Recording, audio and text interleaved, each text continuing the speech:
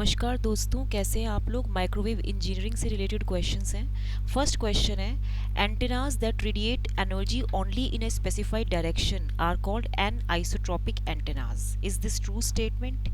Yes, this is absolutely true. Why? Because all physically realizable simplest antennas, they have directional properties.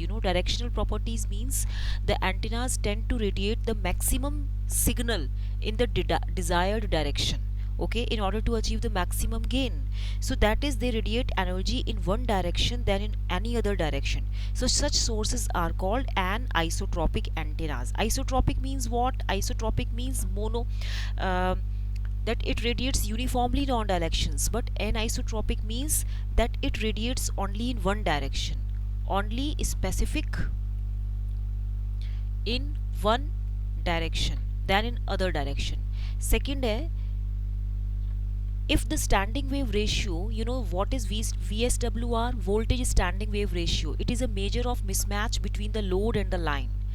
Okay, so if the standing wave ratio for a transmission line is 1.4, that means you can say it is VSWR or it is SWR. It is denoted by S. Then the reflection coefficient for the line is, reflection coefficient is what? This is represented by tau. This is equal to mod S minus 1 by mod S plus 1. So it is how much? It is about to be 1.4 minus 1 by 1.4 plus 1, and it is 0.4 by 2.4. Okay, so that means it is 1 by 6. Now 1 by 6, if you are going to divide it, so this is how much? 7 8 9 10 4, and then 6 4 ja 24, 6 6 ja 36, 6 7 ja 42, 0.16. So I think that this A option is the right answer. Next question is, third question, what is the cutoff frequency for TE11 mode in a circular waveguide of radius 2 cm with P-11 is 1.841? See the cutoff frequency. The cutoff frequency for TE11 mode of propagation, TE11 mode of propagation in a circular waveguide is how much? It is given by this formula. See, always remember P and M by 2 pi A under root mu epsilon.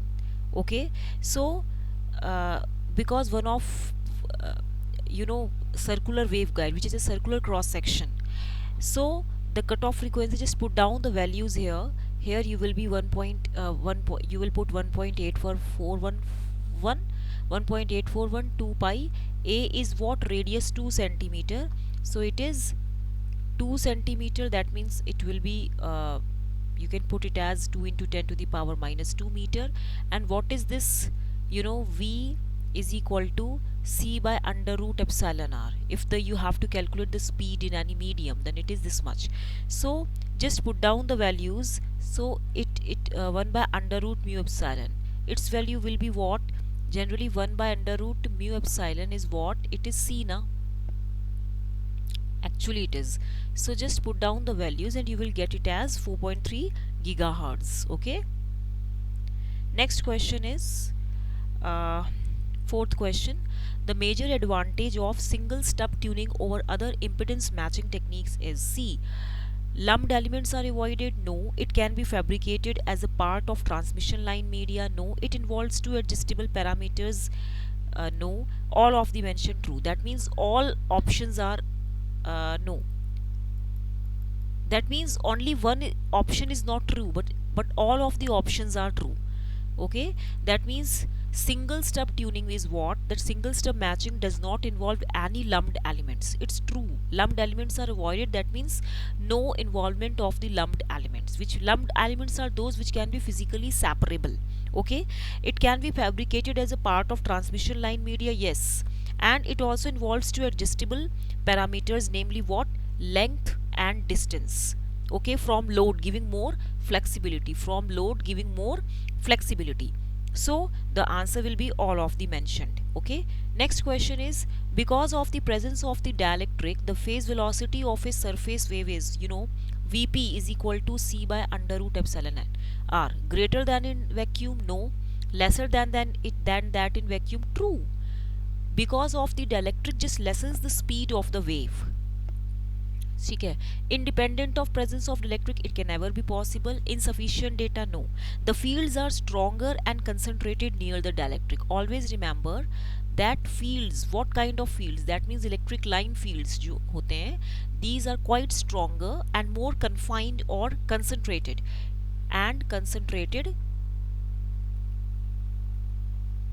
near the dielectric, near the dielectric, and hence because of the presence of dielectric the phase velocity is lesser than that in vacuum. Next question is what?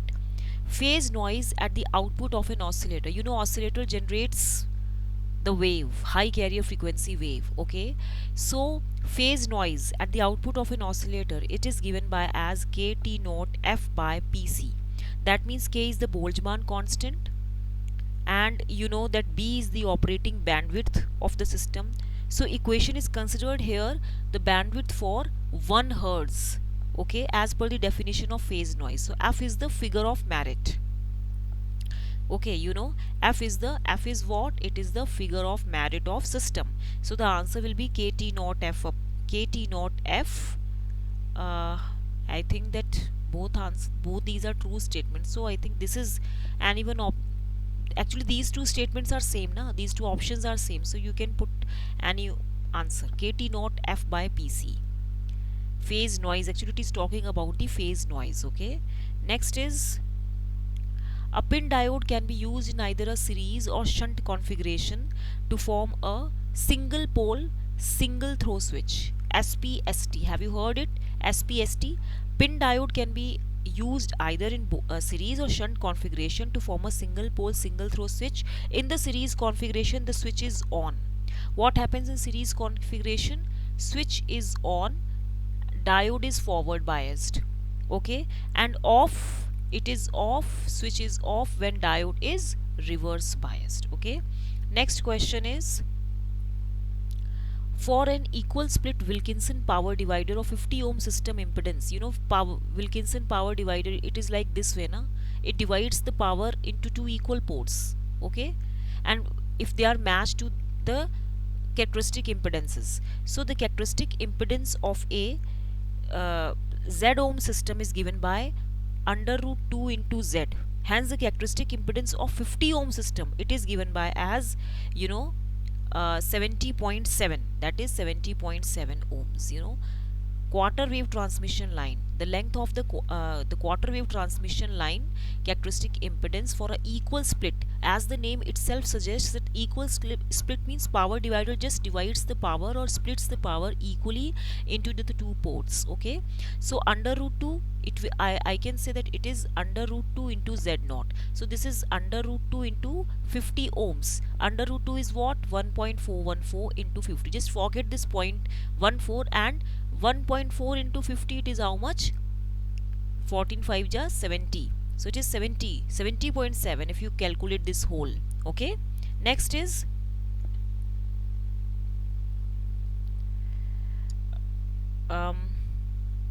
next question is what it is talking about the maximum.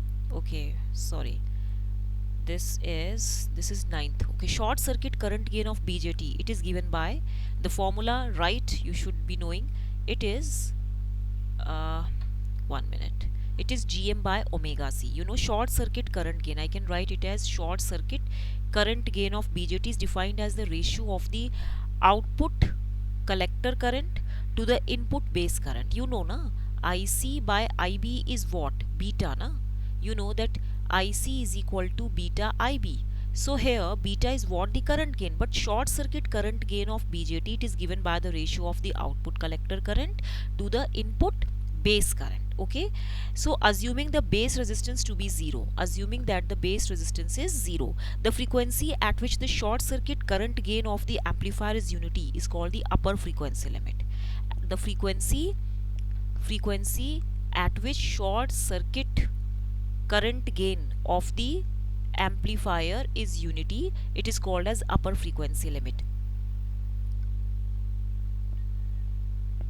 Next question is, the maximum transducer gain occurs when the source and the load ZS and ZL are matched to their impedance of the transistor. That means if it is Z0, or impedance of the transistor, this is 4-port network. So if it is ZS and it is ZL, and both are matched to their respective impedances of the transistor by lossless method, so is the maximum transducer gain possible? No. False. Maximum transducer power gain occurs when the source and load are conjugate matched to the transistor. When source and load are are conjugate matched to transistor. This matched condition can be verified using the relation between reflection coefficients, that is gamma s equal to gamma L conjugate. I have read it in my MTech. If this is the condition that source reflection coefficient is the conjugate of the load reflection coefficient, then the maximum transducer gain is possible. Okay, now you have what? Next question. If a lambda by 4 transmission line, okay, is 100 ohm is used to match a transmission line to a load of 100 ohm. When a transmission, it is asked characteristic impedance of the transmission line. When a transmission line is not terminated with a matched load, when a transmission line is not terminated to a matched load, that means if ZS is not equal to you can say Z0, or where that the source impedance should be matched with the characteristic impedance of transmission line na?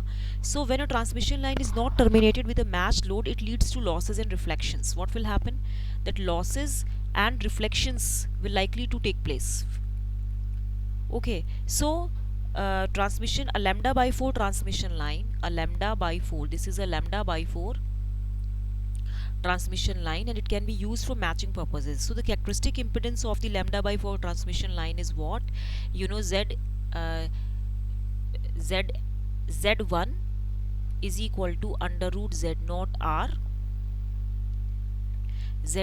R of L.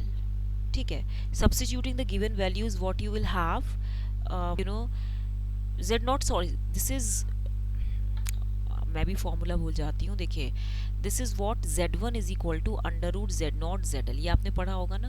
That means आप कह सकते हो Z input is equal to Z0 square by ZL. ये किस केस में होता है? It happens in the lambda by 4 transmission line. तो that means Z0 is equal to under root of Z input ZL. Actually it is asking about characteristic impedance. So how much is Z input? 100 ohm, 100 ohm. That means it is 100 into 100. So it is what? 100 ohms. So answer will be 100 ohms. Okay. Next question is, the scattering matrix of a gyrator is, okay, is it symmetric, or it is skew symmetric, or identity matrix, or null matrix? It is actually skew symmetric. That is, it is because of the 180 degree phase shift, because of the 180 degree phase shift that occurs in the device. Okay. Next question is, microstrip line can support a pure TEM. No, you know that it supports quasi TEM loop. So false है. This is absolutely false. The modeling of electric and magnetic fields of a microstrip line consists of a hybrid TM-TE model because of the presence of the dielectric substrate. You know na, that there is a dielectric, and here, no, sorry, this is a strip line. This is the dielectric na, inserted between two conducting plates na, which acts as a capacitor also. Here the field lines get propagated in the air. So the here, because of the presence of thin dielectric substrate, fields are quasi TEM. They don't support a pure TEM wave. Okay. Next question is, dash of an antenna is defined as the ratio of induced voltage to the incident electric field. So what it is called? It is called as effective height. This is the right answer. Because at the receiving hand, effective height of an antenna is defined as the ratio of induced voltage to the incident electric field. Okay, that means at receiver side. Okay, and otherwise, if the effective length of receiving antenna is known, and if the induced voltage is measured, then the field strength can be determined. So it is neither known as gain, nor directivity, nor loss. Okay. Next question is, if the transmission line with inductive reactance you have given, this is your inductive reactance, this is your capacitive reactance, okay, and this is your frequency, operating frequency. Then its phase constant is what? You know that beta is equal to omega under root LC, just XL is equal to 2 pi FL, okay, and you know XC, capacitive reactance, is 1 upon 2 pi FC. So substituting the L and C value, you have to put down the value 2 pi into 10 to the power 9 under root L is what? 41.97, and C is what? 1132.5. okay, so you just calculate it and you will get what answer? You will get 0.0305. okay. Next question is Global Positioning System, that is GPS. It uses dash satellites in medium earth orbits to provide accurate position information. GPS uses 24 satellites, okay, in order to provide accurate position information to users on land, air and sea. On land, air and sea. GPS has become one of the most pervasive application of wireless technology, you know, in order to consume for the consumers throughout the world. Okay. Next question is, because of the presence of dielectric, the phase velocity of this is a repeated question, lesser than the vacuum. Okay. Next is, quality factor does not exist for dielectric resonator. You know, Q exists. Quality factor is what? It is a measure of selectivity of the circuit. How much the circuit is selective, it is tuned to the desired frequency. So Q factor exists for a dielectric resonator. It is defined as the ratio of the energy stored in the dielectric, that is energy is stored in dielectric, okay, to that of the energy dissipated and other losses that may occur, to that of the energy dissipated and other losses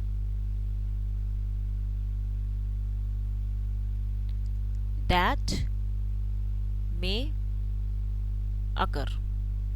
Okay. Next question is, so answer will be false. Next question is, a measure of the level of coupling between a resonator and feed is given by coupling coefficient, power transfer coefficient, voltage coefficient or reflection coefficient. So the answer is the coupling coefficient. Coupling coefficient tells how the resonator is coupled to the external circuitry. Okay, coupling means what? That the transfer of electrical signal from one stage to another stage, it is known as coupling. Okay, so a resonator can be coupled in three ways: coupled, undercoupled, critically coupled and overcoupled. So if it is if we talk on to the terms of the level of coupling, so it is known as coupling coefficient. Okay, last question is, reactive multipliers have a disadvantage that they cannot be used at very high frequencies and they become less efficient. Yes, it is true. At millimeter wave frequencies, you know, varactor diode exhibits a resistive property. Varactor diode, you know, where the junction capacitance is varied, na? Varactor diode exhibits the resistive property. R stands for resistive property. Okay, hence at high frequency the multiplier becomes lossy. At high frequency this multiplier become lossy and also does not offer high bandwidth and does not offer high bandwidth, which is a major disadvantage. At high frequencies these multipliers become lossy, they produce losses to a certain extent and they do not offer the high bandwidth. Okay, so the answer is what? They cannot be used at very high frequencies because their efficiency gets worsened. So if you like my channel, kindly like, share and subscribe. Please write down on the comment section on what topics you want the questions and I will just explain it also, the particular topic. Okay, keep liking my channel and please help me to reach 1000 subscribers. I'm just requesting. Thank you. Please like, share and subscribe.